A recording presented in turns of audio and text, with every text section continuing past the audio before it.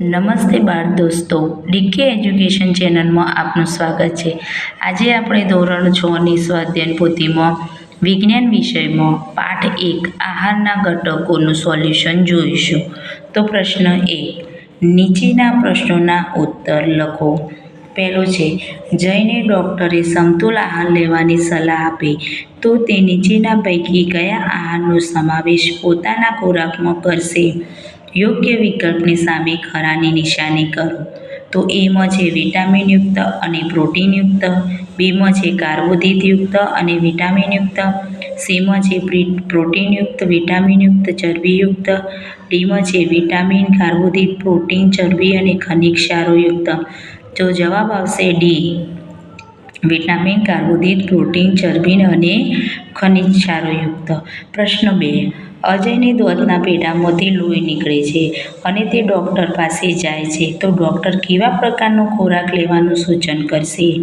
યોગ્ય વિકલ્પ સામે ખરાની નિશાની કરો. તો લીલા પોદરાવાળા શાકભાજી, બીમાં બદામ તલ અખરોટ, સીમાં ઘઉં બાજરી ચોખા અને ડીમાં નારંગી આમળા લીંબુ. તો જવાબ આવશે ડી, નારંગી આમળા લીંબુ.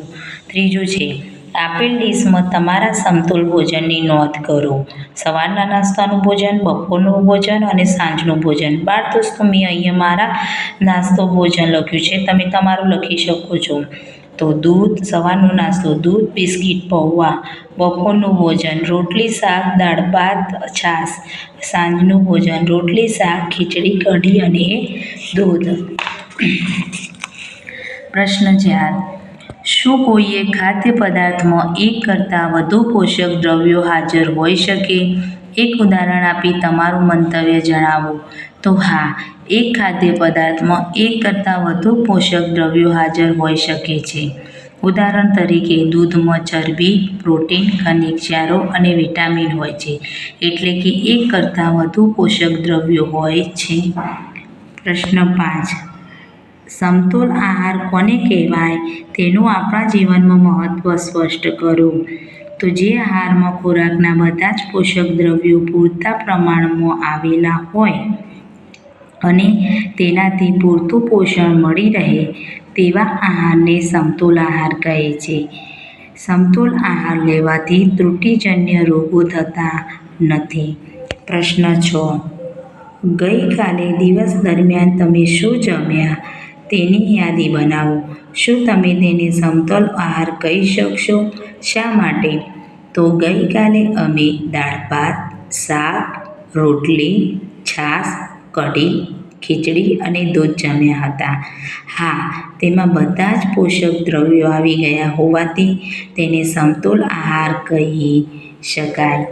હવે પ્રશ્ન 7, નીચે આપેલા ખાદ્ય પદાર્થોમાં પોષક દ્રવ્યોની હાજરી જાણવા માટે નીચે દર્શાવ્યા પૈકી યોગ્ય પરીક્ષણ કરો.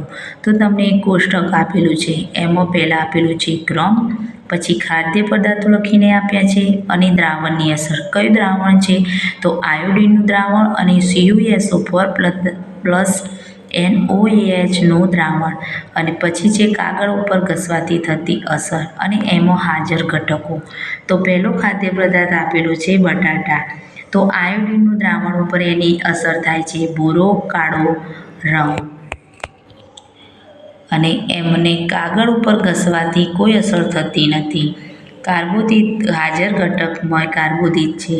બીજો છે ચણા. તો આયોડિનનું દ્રાવણ ઉપર કોઈ અસર થતી નથી. CuSO4+ NaOHનું દ્રાવણ જાંબલી રંગનું બને છે.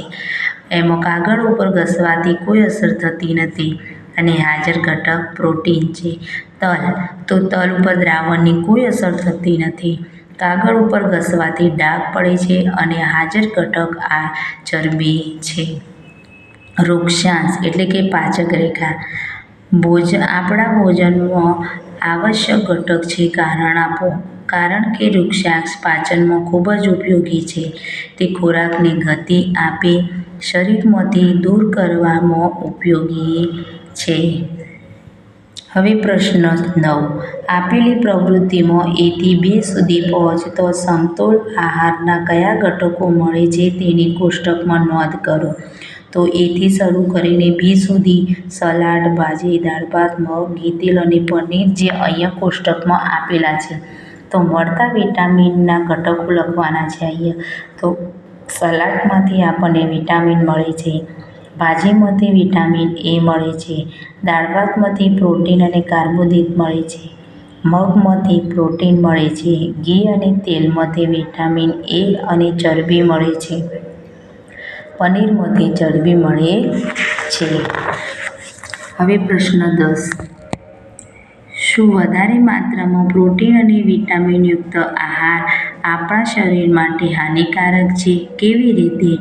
તો શરીરના વિકાસ માટે અને સ્નાયુઓને નુકસાન થતું અટકાવવા માટે પ્રોટીન જરૂરી છે. વધારે માત્રામાં પ્રોટીન અને વિટામિનયુક્ત આહાર લેવાથી શરીરનું નુકસાન થાય છે એમ ચોક્કસપણે કહી શકાય નહીં. પ્રશ્ન 11. દૂધને સમતોલ આહાર કહેવાય છે? કારણ આપો. દૂધમાં ચરબી, પ્રોટીન, ખનિજ ક્ષારો અને ઘણા ખરા વિટામિન હોય છે. દૂધમાં વિટામિન સી હોતું નથી, પરંતુ બીજા બધા જ તત્વો અંદર હોય છે. માટે દૂધમાં બધા જ પોષક દ્રવ્યો હોય છે. તેથી દૂધને સમતોલ આહાર કહે છે. પ્રશ્ન 12. સમતોલ આહાર માટે આપણે કેવો ખોરાક ગ્રહણ કરવો જોઈએ? તો સમતોલ આહાર માટે પ્રાણીઓએ એવા પ્રકારનો ખોરાક ગ્રહણ કરવો જોઈએ કે જેમાંથી બધા જ પ્રકારના દ્રવ્યો પ્રાપ્ત થાય છે. દાખલા તરીકે અનાજ, કઠોળ, શાકભાજી, લીલા પાંદડાવાળા શાકભાજી, મગફળી, તલ, કોપરું, કપાસિયા, ખોળ, અનેક બનાસ દાણા દરેક આહાર લેવો જોઈએ. ત્રુટિજન્ય રોગ થવાનું કારણ શું છે? તેને અટકાવવા શું કરવું જોઈએ? તો ત્રુટિજન્ય રોગ થવાનું કારણ એક કે વધુ પોષક દ્રવ્યોની ઉણપ આપણા શરીરમાં રોગ કે વિકૃતિઓ ઉત્પન્ન કરી શકે છે. એ રોગોને જે પોષક દ્રવ્યોના લાંબા સમય સુધીના અભાવને કારણે થાય છે. એટલે કે કોઈ પણ એક વિટામિનનો લાંબા સમય સુધી આપણા શરીરમાં અભાવ, કોઈ પણ એક પોષક તત્વનો, તેને અટકાવવા માટે આપણે સમતોલ આહાર લેવો જોઈએ, જેથી આપણને બધા જ પોષક દ્રવ્યો મળી રહે. કોઈ પણ એક પોષક દ્રવ્યની ઉણપ આપણા શરીરમાં રહે નહીં. હવે જોડકા જોડો. તો વિભાગ એ અને વિભાગ બી. વિભાગ એમાં વિટામિનો આપેલા છે અને સામે એની ઉણપથી થતા રોગો આપેલા છે. તો જોડકા જોડવાના છે. તો વિટામિન એ. વિટામિન એની ઉણપથી રક્તાંતરણનો રોગ થાય છે. તો જવાબ આવશે એ. Vitamin C. વિટામિન સીની ઉણપથી સ્કર્વીનો રોગ થાય છે. જવાબ આવશે ડી. Vitamin D. વિટામિન ડીની ઉણપથી સુક્તાન, રિકેટ્સ, એટલે કે જવાબ આવશે સી. આયોડિન. આયોડિનની ઉણપથી ગોઈટર નામનો રોગ થાય છે. જવાબ આવશે બી. અને આયર્ન. આયર્નની ઉણપથી એનિમિયા નામનો રોગ થાય છે. એટલે જવાબ આવશે એ. હવે પ્રશ્ન 15. તમારા વર્ગમાં અભ્યાસ કરતા નીરવનું શરીર ખૂબ જાડું છે. તેણે તેની ભોજનની ટેવમાં શું ફેરફાર કરવો જોઈએ? તો નીરવનું શરીર ખૂબ જ જાડું છે, તો તેને ભોજનમાં ચરબીયુક્ત ખોરાક ખાવો જોઈએ નહીં. પ્રશ્ન 16. રમતના મેદાનમાં રમતા રમતા તમારા મિત્રને ચક્કર આવી ગયા.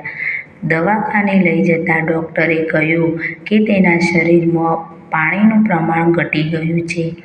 તો તમે તેને કયા ઘરગથ્થુ ઉપાયો સૂચવશો? જો તેના શરીરમાં પાણીનું પ્રમાણ સતત ઘટતું જાય તો શું થાય?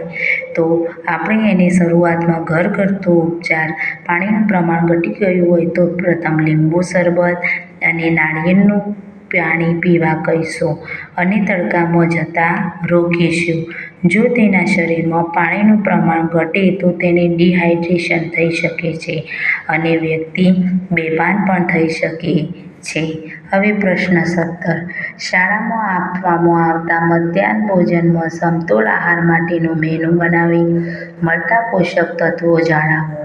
તો વાર, વાનગી, નાસ્તો અને કયા પોષક તત્વો મળે છે?